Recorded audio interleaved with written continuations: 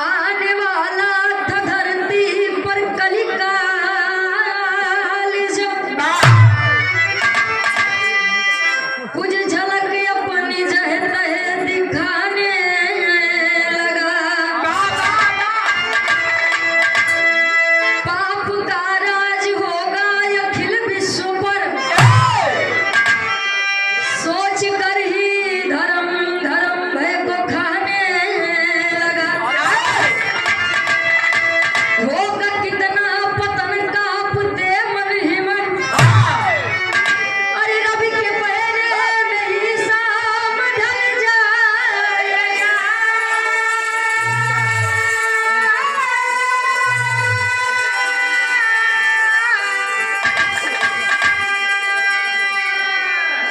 कभी सुरेंद्र समझ से परे हो गया। आदमी की नियत बदल जाए।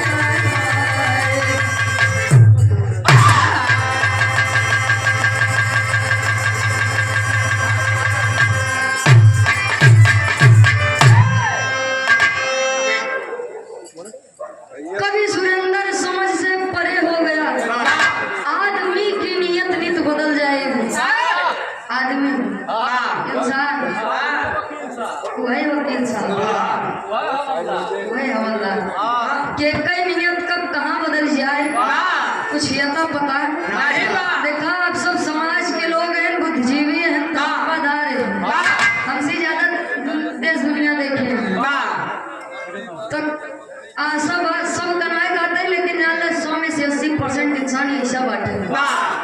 कहानी का आप सब समझने की कोशिश करिए। बड़ी बढ़िया गजल के भाव लिखे कवि जी।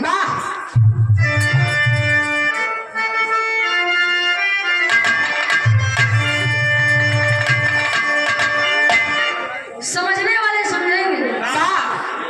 कहा दुनिया में एक बात चाहे जितना रिश्ता नाता बनाई ले, लेकिन यहाँ से जाएगा कवि जी लिखा था इनका।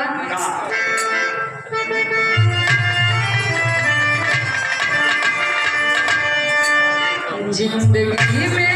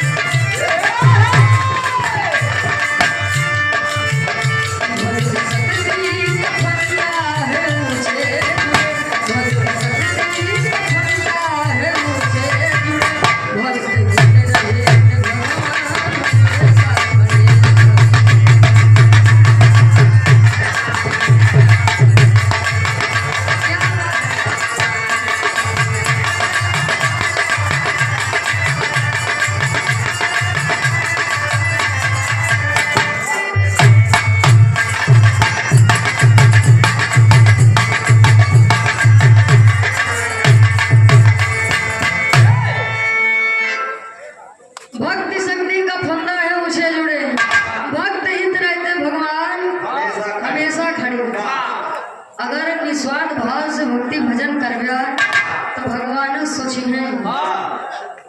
अगर कहा जैसा मेरे चाचा बताए वहाँ की पूजा करते हैं और बकरी सारा गेहूँ खाई डालते। ए भैया विराह के कहानी की शुरुआत यही से बात है।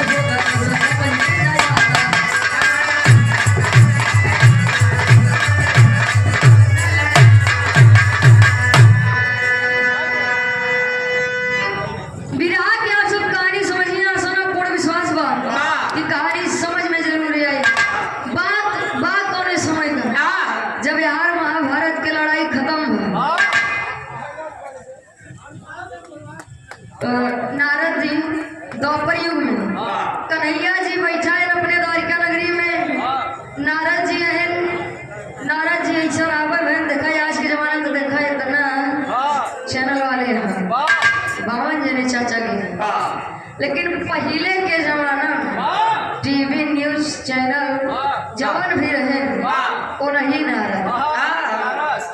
नारद जे कई बात का भोरंद न हो वो नहीं है नारद यार के बात वार के बात यार जहिया नारद कुछ न पावे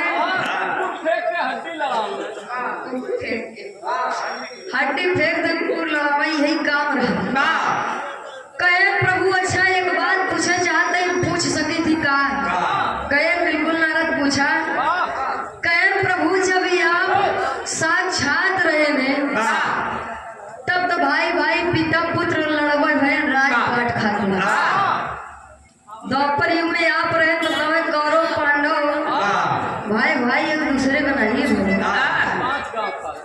हाँ 5 गाँव खातिर कहे राजगद्दी बड़े तक काट मन हुई आप न होते तो काज नहीं का होते अभी बतावे जो समय में आप न हुई है उस समय कैसा हुई कितना सत्य रहे कितना बाप बेटवा भाई भाई एक दूसरे का चिन्ह जनी है कहे अच्छा जाने चाहता हूँ कहे बिल्कुल कहे नारद एक काम करा जा पहले दुनिया घूम के आओ दुनिया माने जो प्रजा लोग बा जा तनिक भ्रमण करा घुमा देखा का कैसे बा अब वही कलयुग में आगे चल के दिखाएंगे हम ना ये लोग बताए देंगे कलयुग भेष नारद जी भेष बदले कलयुग जी बदल रहे भेष दोनों जने आगे नारद पीछे कलयुग पहुंचे पे घटना घटी कौन घटना घटी भैया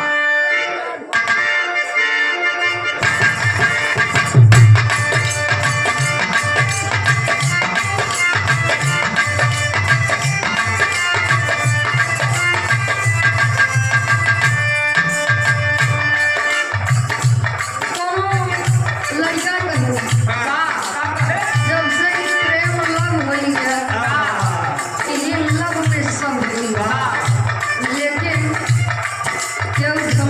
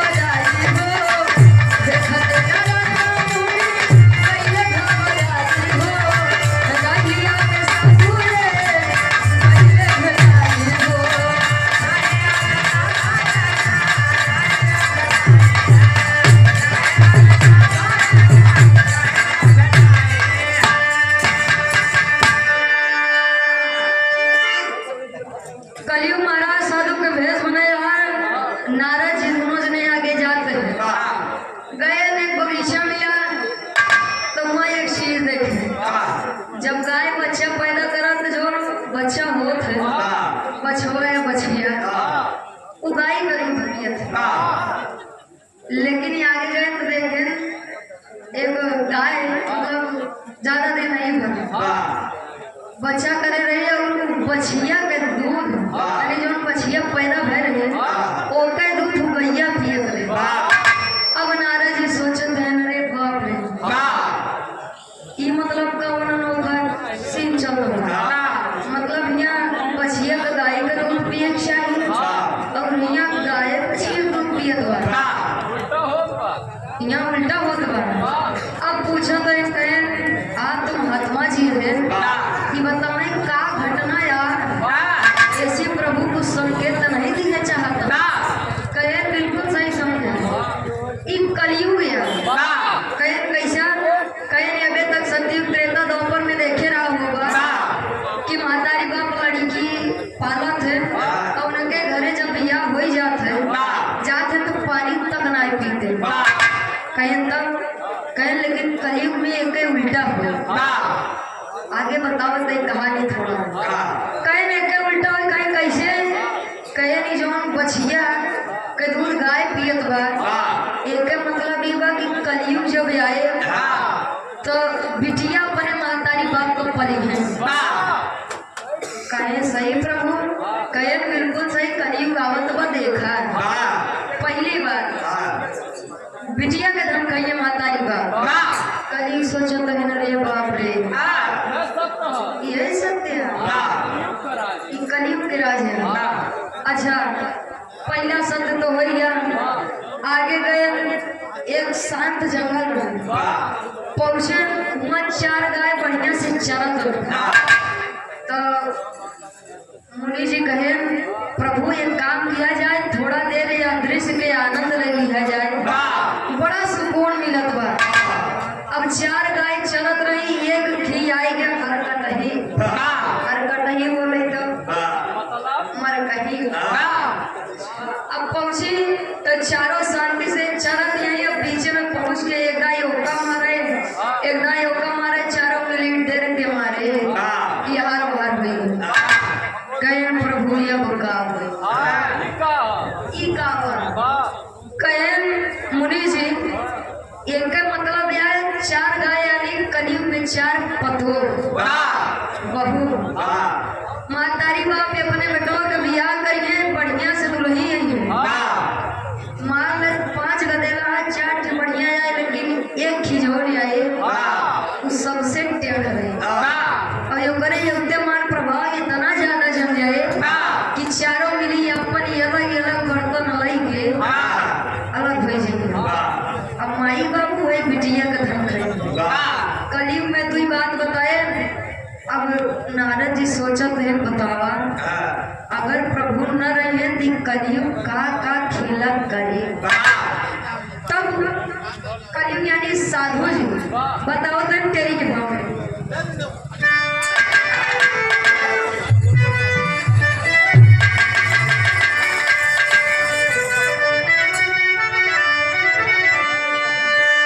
कन्हाई के नवाजी बसूरी अरे कन्हाई के नवाजे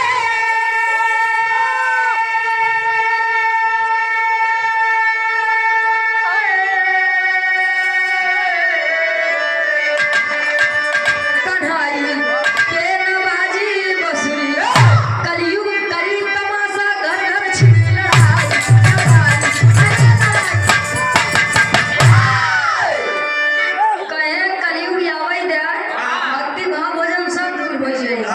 बस वही महाभारत वही रोज लगा रही रोज किच लगा रहे देखा है आजकल जमाना में सही हुआ ढेर बतावे जरूरत ना बा। आजकल के तो महतारी बाप इतना समझदार हो जाता है कि अगर तू देला हाथ तो मुहार पहले कह देता ताकि उनका कोनो दिक्कत ना हो जान नहीं है झूमर के भाव में गाना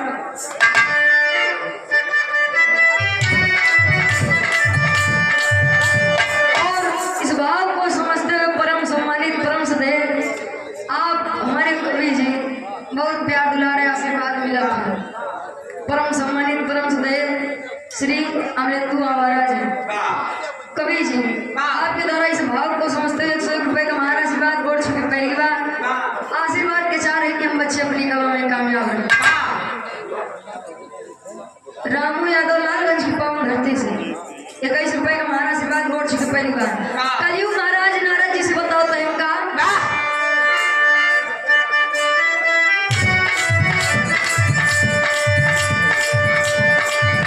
कलयुग जी हो लेना जी नारद हो गई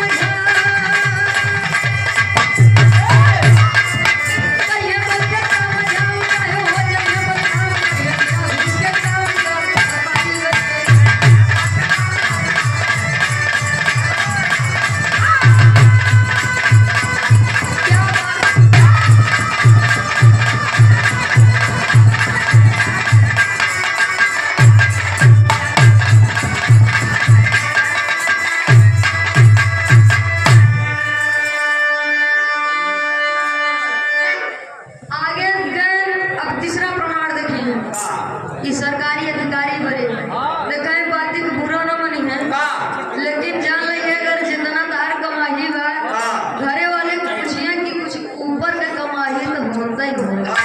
अब ऊपर के कमाही बा का देखें बात के बुरा न मनी है। कभी जी लिखा करेंगे गए थोड़ा दूरी आगे एक भैंस मिला, अब जितना आगे से खाए चारा उतना पीछे से खाए। अब कलयुग कहे का प्रभु ई का आए मतलब कि मुंह से खाता है पीछे से खाता है। कहे नारायण आज समझा ये सरकारी अधिकारी लोग हैं, कलयुग में प्रमाण दिखाए इनका सरकार उतना वेतन देबो करे और बिना घूस के कामों न करे। जब तक न देबो जैसे चाचा बंदोबई भय 15,000 पुलिस वाला ले 5,000 नेता विधायक ले वही ये भैया काहे बिना घूस के केहू काम न करे। जितना उनका सरकार वेतन दे उसी ज्यादा तो उसी हिची नहीं तब तुम्हारा काम करे। कलयुग कहे बा प्रभु नारद जी कहे जा प्रभु का होई या कलयुग में कलयुग का इंसान का करे है। कहे नारद भी आगे चला या बतावत कहे प्रभु या कुछ देखे की मत कहे ना तू देखा ही चाहत रहे ना नारद चला हम कहे दिखावा पहले। अब दोनों जने आगे पहुंचे तब कवि जी लिखा गीत बदल गया।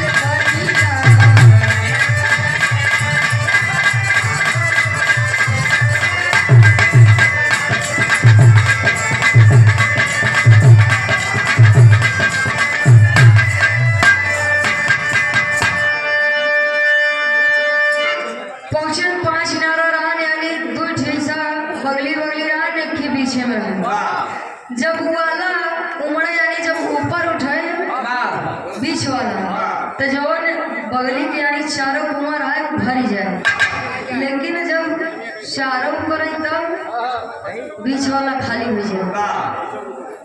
कलयुग कहे ना भी हम कुछ बताए दी प्रभु बतावा कहे ई नारा माने एक माई बाप चार गदेला, चार नारा माने चार गदेला, चार बेटवा, एक महतारी बाप, चार गदेला सबसे पली उनका कोनो दिक्कतों न रही। लेकिन जब उनके से शादी विवाह हो जाए, जब उनके धर्म पत्नी लोग आई जाएंगे तब ई होए कि छोटका भैया एक महीना तय किया, बड़का भैया एक महीना तय किया, ऐसे चारों जने पारी बांध लो।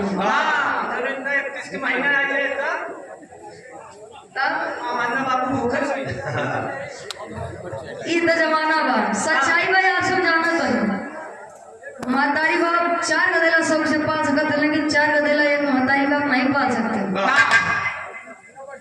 कलयुग महाराज सारी बात दिखाए नारद जी गए प्रभु हो ही है। अब हम कुछ नहीं जाने चाहिए, कहे चले आगे बताओ तक पापड़ के भाव में कहना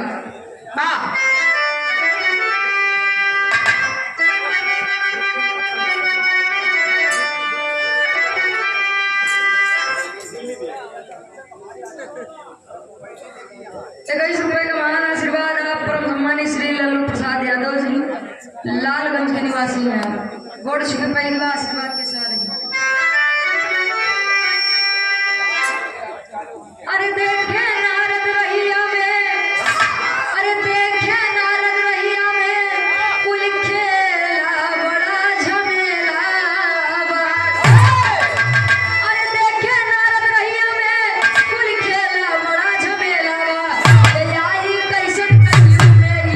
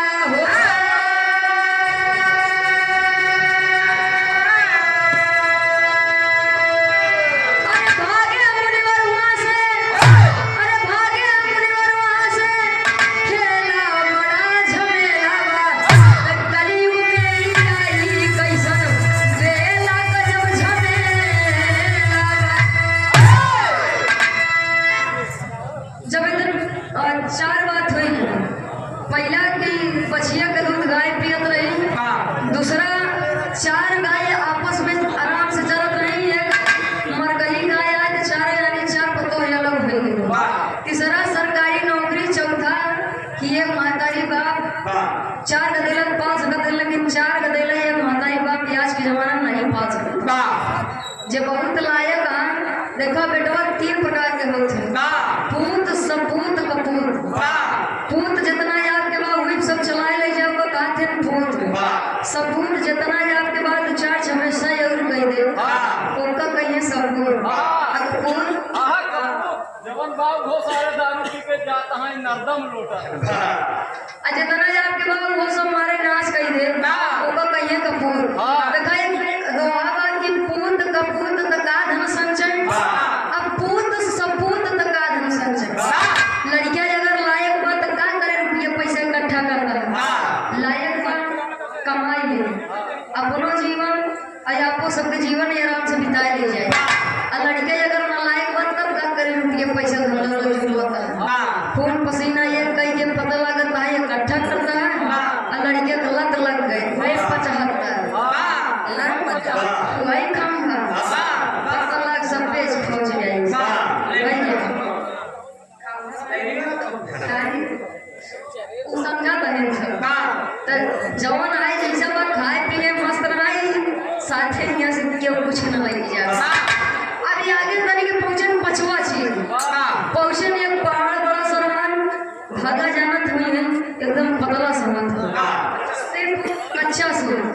ऊपर से लेके बंधा रहा, नीचे लाई के सिर्फ थोड़ा सा जुड़ा रहा।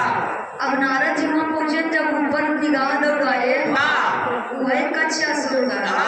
अरे देखते वहां पसीना आ गया, भागे नुमा से बेहोश हुई है। गए नारद जी पानी लेके आए, मतलब कलयुग महाराज पानी लेके आए, छिड़के कहे का प्रभु आप तो देखो रहे कि कलयुग में बिना भगवान के का हुई। अब का हुई आपका कहे प्रभु ही का हुआ। कहे नहीं पहाड़ माने जाना था, इतना बड़ा पहाड़, एक मतलब है झूठ, असत्य, पाप, हवलदार वकील हरे, हवलदार वकील हरे। वो डंडा नहीं बोलत है, वो अर्दी नहीं बोलत है, कलयुग बोलवावत है। समझे वाले समझिए, डंडा वर्दी नहीं बोले, कलयुग महाराज बोलवावत है। काहे पहले कलयुग महाराज एक शब्द खाए बाद ले वर्दी डंडा आए भैया। मना शिक्षित भय लेकिन दीक्षित ना भय, जैसा कि चाचा बताओ बात विवाद ना है भैया।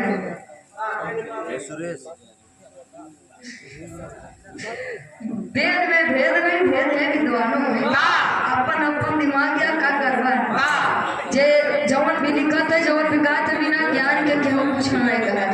अब बोले पहले सोचत है कि जब तक पीछे में रखा था ये बात सत्य आई तब ही रखे भैया। कहे तब अब जवन कच्चा सुन बाबू कहे नहीं है सत्य धर्म। कच्चा सूत जैसा पतला हो जाए, पहाड़ जैसा ही असत बढ़ा चला जाए। हमारा इतना ज्यादा झूठ बोले लगे, अबे देख ले झूठे भैया। मोबाइल से फोन करे कहे भैया कहाँ रे भैया, बजाना तोरे घर से 5 मीटर दूरी पही, पता लग गई 3 किलोमीटर में पीछे न पहले झूठ दे न्योता बा घरे जाए नहीं मन करत बा यार के जाए। व्हाट्सएप का जमाना बा, भेज दे का भैया न्योता भेजे ही तनी जाने रहे वो घर एक सारा काम माइंड करेगा, थोड़ा व्यस्तता चलती है। हाँ तो आने से न्योता बाजे भैया ऑनलाइन कई दिन नहीं टाइम ना है भैया, झूठ के बात है। आगे कवि जी आला के भाव में लिखत है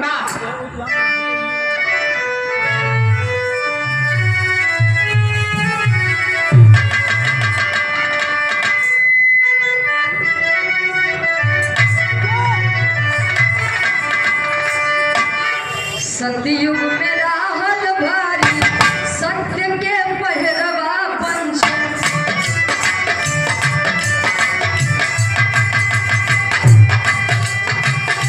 देखा में राहल प्रेम प्यार अभिमान।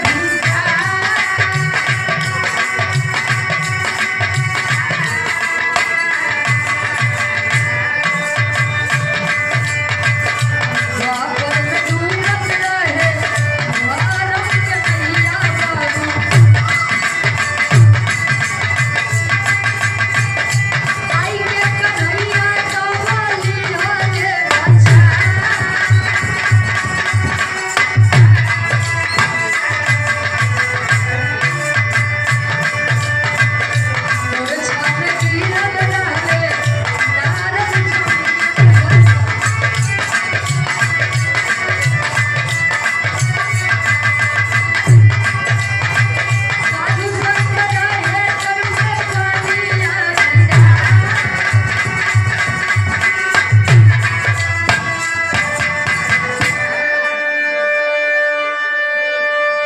सतयुग में रहल भारी सत्य के पहरवा भैया, और त्रेता में रहल प्रेम और त्याग अधिकाय।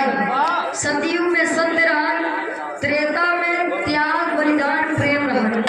देखा रामायण 9 दिन से खेली जाती है, ठीक रामलीला आज दशहरा तनी समझिए। रामलीला 9 दिन से खेली जाती है, लेकिन पब्लिक जात है, पब्लिक जब जात है तो सिर्फ इंटरटेनमेंट करत है, इंटरटेनमेंट करत है। रामायण के विशाल शब्द थे, रामायण में का भाइयों सब जानत है कि दशरथ जी का आज्ञा मान के हनुमान राम जी 14 वर्ष वनवास करे चला गए।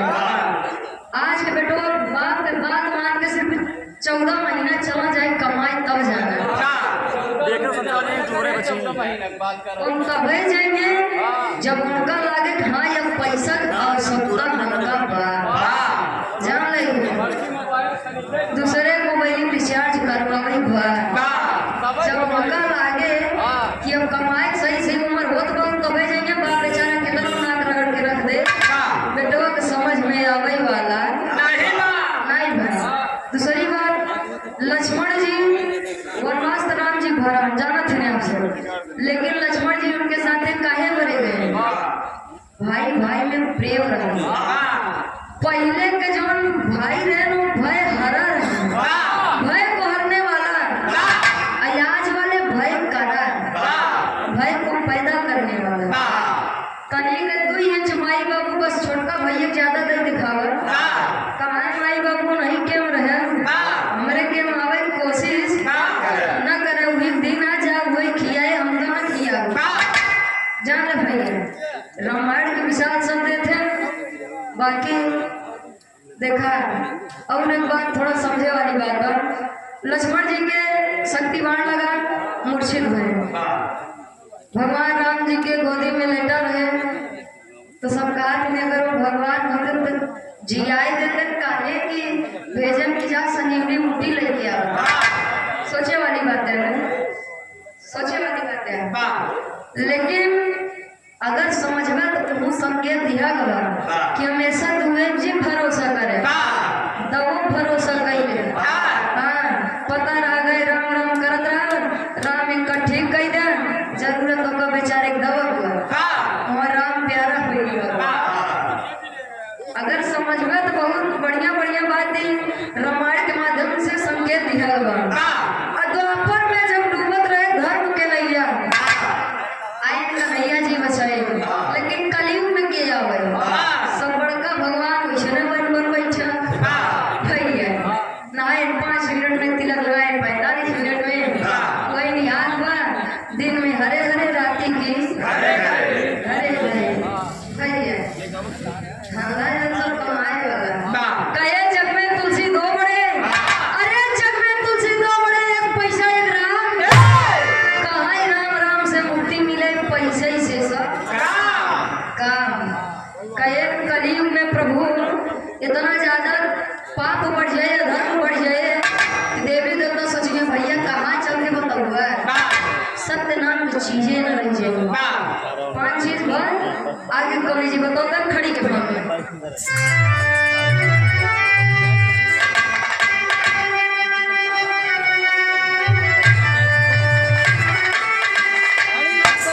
अरे कहाँ कन्हैया रही है ना, अरे कहाँ कन्हैया रही है ना अब धर्म के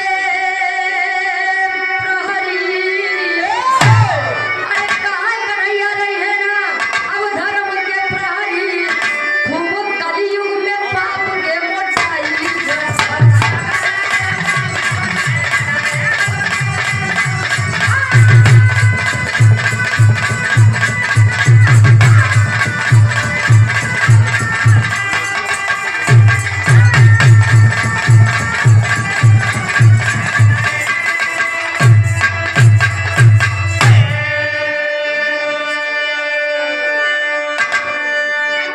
नारद और कलयुग की सारी बात देख समझ के लौटे भगवान कन्हैया के लिए।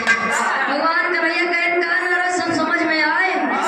कहें प्रभु सब समझ में आप बन रही हैं थे यहाँ काम वही सब समझ में आई है। कहें तब नारद कहें प्रभु ये बस क्षमा चाहिए थी अब कुछ जाने की इच्छा नहीं बा।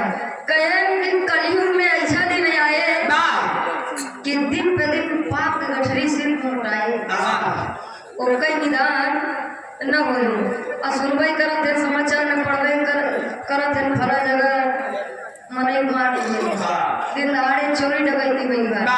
अरे एक वाली तो बातें न करा भैया कौनो चीजें कि भारत देश विश्व गुरु बने न बने लेकिन हिमा जरूर बने।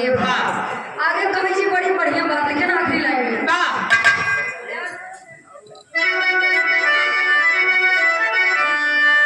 त्याग बलिदान घटी अब बटी कुली ना फूके।